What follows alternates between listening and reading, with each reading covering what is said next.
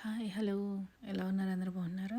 ఈరోజు నేను మీకు సొరకాయతోటి ఒక మంచి రుచికరమైన రెసిపీని చేసి చూపిస్తున్నానండి. ముందుగా మనం సొరకాయని లేత దాన్ని సెలెక్ట్ చేసుకోవాలి. ఆ సొరకాయని తొక్కు తీయని అవసరం లేదు.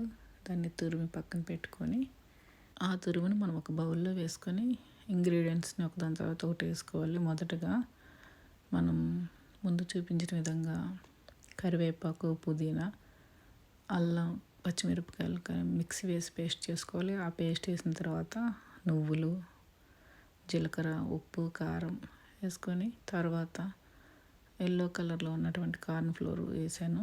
మీకు వైట్ దొరికితే వైట్ వేసుకోండి. తర్వాత బియ్యం పిండి ఒక 1/2 కప్పు, తర్వాత శనగపిండి ఒక 2 స్పూన్లు వేసి బాగా కలుపుకోవాలి. ఇవన్నీ కలిపిన తర్వాత ఒక ఉల్లిపాయని తీసుకొని సన్నగా ముక్కలు తరిగి ఇందులో కలుపుకోవాలి. ఉల్లిపాయ వేసిన తర్వాత ఇంకెక్కువ కలపకూడదండి, ఎందుకంటే మళ్ళీ నీరు వచ్చి పిండి మనకి జారుడుగా అయిపోతుంది. తర్వాత పలుచగా గారెల్లాగా వత్తుకొని చిన్న హోల్ పెట్టి మధ్యలో 2 వైపులా ఎర్రగా కాలే వరకు వేయించుకొని తీసుకోవాలి.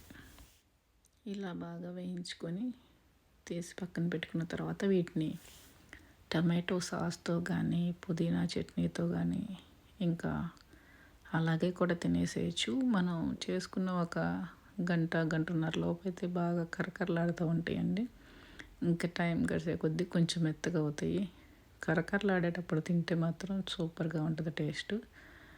ఈ రెసిపీని మీరు కూడా ట్రై చేయండి, ఎందుకంటే సొరకాయతోటి మనం పులుసు, పప్పు, పచ్చడి చేసుకుంటాం. ఇంకెక్కువ రెసిపీలు అంతా బాగోవు. అందుకని ఈ రెసిపీ ట్రై చేసి చూడండి. నెక్స్ట్ వీడియోలో సొరకాయ 65 చేసి చూపిస్తాను. మీకు ఈ వీడియో నచ్చితే కనుక లైక్ చేయండి, షేర్ చేయండి, సబ్స్క్రైబ్ చేసుకోండి. ఇంకా మరిన్ని వీడియోల కోసం బెల్ ఐకాన్ ప్రెస్ చేయండి. Bye for now.